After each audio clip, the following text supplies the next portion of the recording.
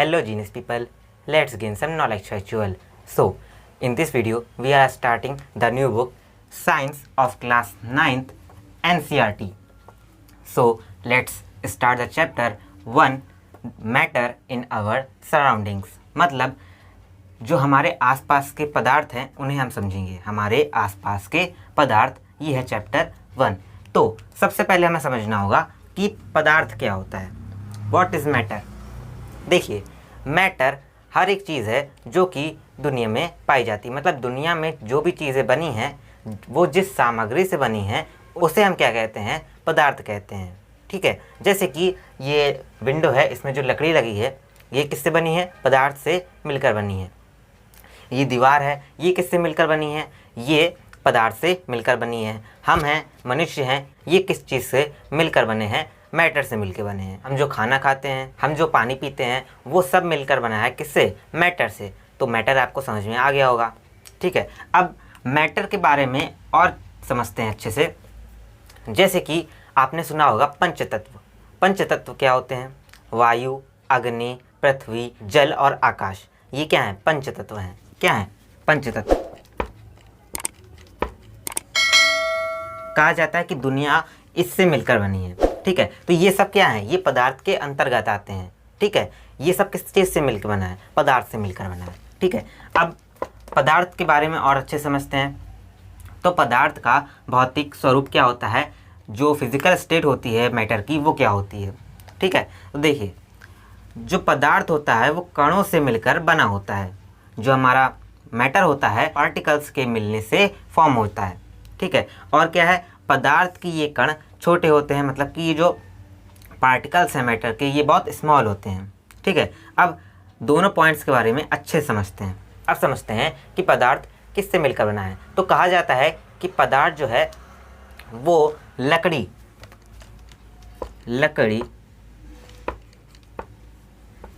जैसा सतत है. जैसा सतत है. सतत का मतलब समझ रहे हैं आप. जैसे कि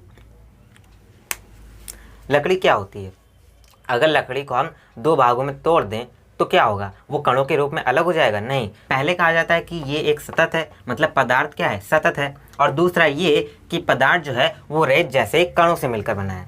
ठीक है. रेत के जैसे कण होते हैं, ठीक है, वैसे ही पदार्थ है. तो जो पदार्थ है वो कणों से मिलकर बना है, ना कि वो सतत है. ना कि वो सतत है, वो कणों से मिलकर बना है. अब इसे समझते हैं कि कणों से कैसे मिलकर बना है. जैसे कि एक एग्जांपल लेते हैं. मेरे हाथ में एक गिलास है, एक कांच का गिलास है जिसमें थोड़ा पानी भरा है. ठीक है. अब हम इसमें क्या करते हैं, इसमें हम नमक लेते हैं. नमक या शक्कर कुछ भी ले सकते हैं. तो हमने नमक लिया और इसमें हमने इसे घोल दिया. ठीक है. इसे अच्छे से घोल लेते हैं, डिज़ोल्व कर लेते हैं. तो जब हमने इसे घोल लिया तो अब देखिए, नमक दिख रहा है आपको, नहीं दिख रहा. मतलब क्या है कि अब यहाँ हुआ क्या, इसे समझते हैं. देखिए, यहाँ क्या हुआ, इसके लिए हमें मानना होगा, पहले मानते हैं कि जो पदार्थ हैं वो कण से मिलकर बना है. ठीक है, कणों से मिलकर बना है, इसे हम मानते हैं. तो एक गिलास में क्या थे, जल के कुछ कण थे. ठीक है, जल के कुछ कण थे.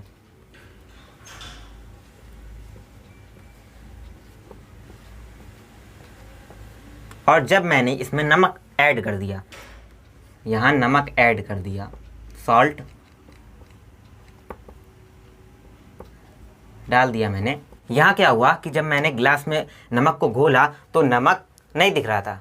मतलब क्या हुआ कि वो जल में मिल गया जाके. तो हुआ ये कि जो जल के कण हैं, ठीक है, जो जल के कण हैं उनके बीच में कुछ जगह है.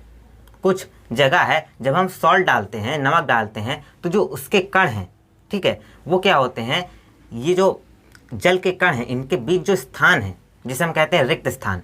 ठीक है. यहाँ जो जगह खाली है, यहाँ जो नमक के कण हैं वो आ जाते हैं.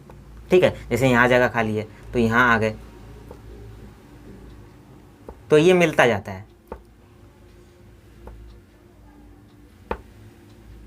और घोलने पर क्या होता है कि जो नमक के कण होते हैं वो जगह ले लेते हैं, रिक्त स्थान की जगह ले लेते हैं, जिससे कि जो नमक होता है वो हमें नहीं दिखता है और सॉल्ट इसमें डिज़ोल्व हो जाता है वाटर में। अब अपनी थिंकिंग को नेक्स्ट लेवल पे ले जाते हैं। देखिए यहाँ जब हमने सॉल्ट को डाला तो उसने रिक्त स्थान ग्रहण कर लिया, ठीक है। इसमें बहुत सारे कण हैं, ठीक है, बहुत सारे कण हैं, तो इनके बीच में बहुत सारे रिक्त स्थान होंगे।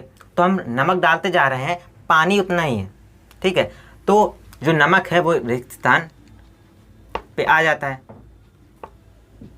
घुलता जा रहा है। लेकिन कभी ऐसा होगा जब जो रिक्त स्थान है वो ख़त्म हो जाएगा, ठीक है। तो क्या होगा, तो जो नमक है वो पानी में नहीं घुलेगा, नहीं घुलेगा। समझ में आ रहा है। अब दूसरा क्या है, पदार्थ की ये कण छोटे होते हैं, पदार्थ की ये कण छोटे होते हैं। जैसे कि जो हमारे पास पानी था, ठीक है, इसमें मैंने नमक घोल दिया था। अब क्या करते हैं कि अगर हम पोटेशियम परमैंगनेट, पोटेशियम परमैंगनेट क्या होता है बताता हूँ आपको। पोटेशियम परमैंगनेट, पोटेशियम परमैंगनेट क्या होता है। पोटेशियम परमैंगनेट रंगीन पदार्थ होता है, जिसे अगर हम डाल देते हैं पानी में तो वो क्या होगा, पानी रंगीन हो जाएगा, ठीक है। अब मान लीजिए हम डाल देते हैं, ठीक है, तो ये हमारे पास एक गिलास है, इसमें हमने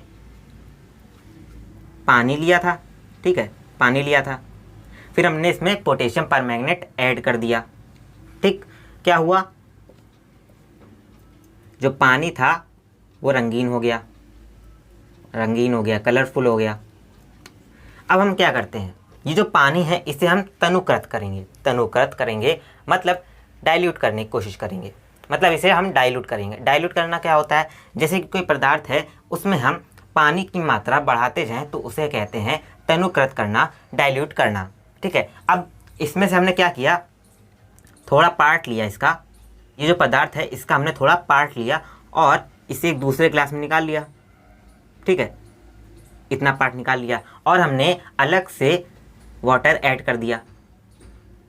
तो क्या होगा, तो ये जो रंगीन पानी था इसका जो कलर था वो कम हो जाता है, ठीक है, हल्का हो जाता है, ठीक है। तो क्या हुआ, हल्का रंगीन हो गया, हल्का रंगीन हो गया। और यही प्रोसेस हम आगे दोहराते जाते हैं, मतलब इससे हमने थोड़ा पार्ट निकाला, उसमें भी हमने वाटर ऐड कर दिया, तो धीरे धीरे क्या होगा, जो रंगीन पानी है वो हल्का होता जाएगा, ठीक है।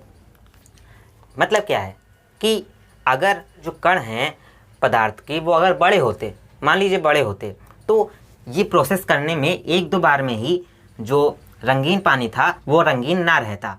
लेकिन अगर इसके जो कण बहुत छोटे हैं, ठीक है, कण बहुत छोटे हैं, तो क्या हो रहा है, जो कण हैं वो आपस में विभाजित होते जा रहे हैं, ठीक है, एक के दो, दो के चार, ऐसे होते जा रहे हैं। तो धीरे धीरे क्या हो रहा है, कण कम होते जा रहे हैं, लेकिन कण इतने छोटे हैं कि थोड़े से पोटेशियम परमैंगनेट से ही पूरा जो ग्लास है वो रंगीन हो जाता है, क्योंकि इसके जो कण हैं वो बहुत छोटे हैं। मतलब क्या है कि पदार्थ के कण बहुत छोटे होते हैं। अब यहाँ देखिए, एक अवस्था तब आएगी जब कण जो हैं वो बहुत छोटे हो चुके होंगे और उससे ज़्यादा छोटे नहीं हो सकते। इसके बाद क्या होगा, अगर हम इसी प्रोसेस को आगे करते जाते हैं तो एक समय ऐसा आएगा जब वो पानी रंगहीन हो जाएगा। क्या हो जाएगा, रंगहीन हो जाएगा, मतलब उसमें कोई कलर नहीं होगा। समझ में आ रहा है। लेकिन जैसे मैंने आपसे कहा कि पोटेशियम परमैंगनेट डाला, इसके बदले आप अगर डिटॉल डालते हैं तो क्या होगा, देखिए आप यही प्रोसेस करते जाएंगे, ठीक है। उसमें अगर आप 4-5 बार ये प्रोसेस करने के बाद अगर उसकी महक लेते हैं तो उसमें तभी महक होगी। 10-15 बार आप प्रोसेस रिपीट करते हैं तब भी उसमें महक होगी। क्यों, क्योंकि जो कण हैं वो बहुत छोटे हैं और वो विभाजित होते जा रहे हैं, जिसकी वजह से जो खुशबू है वो आती ही रहेगी। इसका मतलब क्या है, सीधा सीधा कि पदार्थ के कण छोटे होते हैं, अगर पदार्थ के कण बड़े होते तो ये ना होता। इस वीडियो के लिए इतना ही, मिलता हूँ आपसे अगली वीडियो में। धन्यवाद।